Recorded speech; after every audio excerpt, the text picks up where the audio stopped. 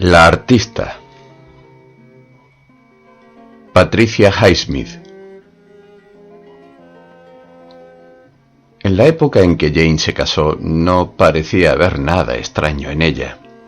Era regordeta, bonita y muy práctica, capaz de hacer la respiración artificial en un abrir y cerrar de ojos, reanimar a una persona desmayada o detener una hemorragia nasal.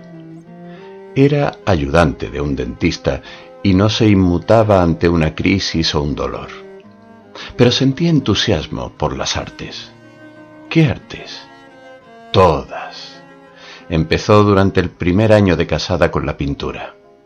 Esto ocupaba todos sus sábados o suficientes horas del sábado como para impedirle hacer la compra del fin de semana, pero la hacía Bob, su marido. También era él quien pagaba el enmarcado de los retratos al óleo, sucios y con los colores corridos de sus amistades. Las sesiones de posa de los amigos también consumían buena parte del tiempo durante el fin de semana.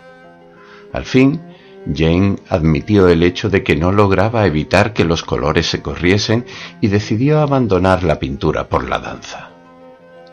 La danza, enfundada en un leotardo negro, no mejoró mucho su maciza figura, únicamente su apetito. Luego vinieron las zapatillas especiales. Estaba aprendiendo ballet. Había descubierto una institución llamada la Escuela de las Artes. En este edificio de 5 plantas se enseñaba piano, violín y otros instrumentos, composición musical, a escribir novela o poesía y danza y pintura. «¿Ves, Bob?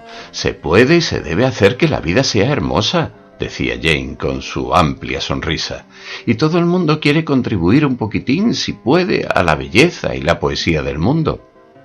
Mientras tanto, Bob vaciaba la basura y se encargaba de que no se quedaran sin papas. El ballet de Jane no progresaba más allá de cierto punto, así que lo dejó y se dedicó al canto. «Yo creo que la vida es bastante hermosa tal y como es», dijo Bob. «Por lo menos yo soy bastante feliz». Esto fue en la temporada del canto, a consecuencia del cual habían tenido que meter un piano vertical en el ya abarrotado cuarto de estar. Por alguna razón, Jane dejó sus lecciones de canto y empezó a estudiar escultura y talla en madera. El cuarto de estar quedaba hecho una pena, lleno de trocitos de barro y astillas con las que no siempre podía la aspiradora. Jane estaba demasiado cansada para hacer nada después de un día de trabajo en la consulta del dentista y de permanecer de pie luchando con el barro y la madera hasta medianoche. Bob llegó a odiar la Escuela de las Artes. La había visto unas cuantas veces cuando iba a recoger a Jane a eso de las 11. El barrio era peligroso para andar sola. A Bob le parecía que todos los alumnos eran un montón de optimistas mal encaminados y los profesores un montón de mediocridades. Aquello le daba la impresión de un manicomio de esfuerzos desviados. ¿Y cuántos hogares, hijos y maridos estaban trastornados porque la mujer de la casa, la mayoría de los alumnos eran mujeres, no estaba en el hogar haciendo algunas tareas esenciales? A él le parecía que no había inspiración en la Escuela de las Artes, solamente el deseo de imitar a las personas que la habían tenido, como Chopin, Beethoven, Bach, cuyas obras oía destrozar mientras esperaba a su mujer sentado en un banco del vestíbulo. La gente llamaba locos a los artistas, pero estos alumnos parecían incapaces de esa clase de locura. Los estudiantes parecían locos en cierto sentido de la palabra, pero no en el sentido adecuado. Considerando el tiempo que la Escuela de las Artes lo privaba de su mujer, Bob estaba dispuesto a hacer saltar el edificio en pedazos.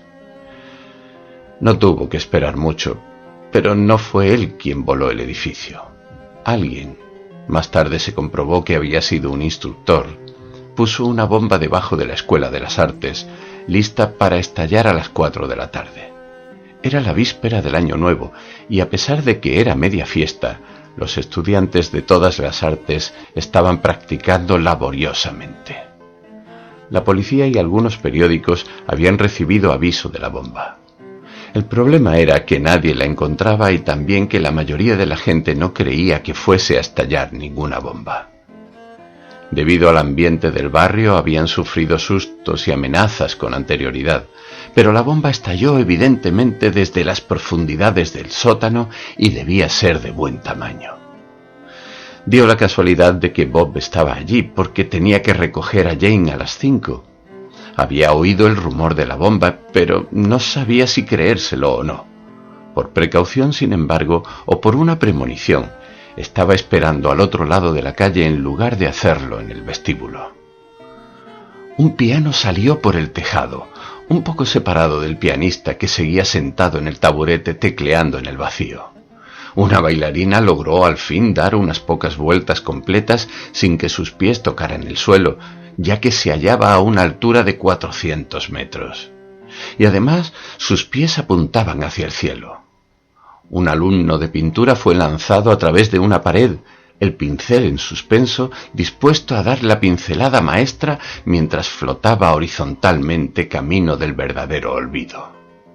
Un instructor que se refugiaba tan a menudo como podía en los lavabos de la Escuela de las Artes salió disparado junto con parte de las cañerías. A continuación apareció Jane, volando por los aires con un mazo en una mano, un cincel en la otra y una expresión de éxtasis en la cara. ¿Estaba pasmada? ¿Concentrada aún en su obra? ¿O ya muerta? Bob no pudo saberlo. Las partículas fueron cayendo con un suave y decreciente estrépito, levantando una polvareda gris. Hubo unos segundos de silencio durante los cuales Bob permaneció inmóvil. Luego dio media vuelta y se dirigió a casa. Surgirán otras escuelas de las artes, de eso estaba seguro. Curiosamente, esta idea cruzó su mente antes de que se diera cuenta de que su esposa se había ido para siempre.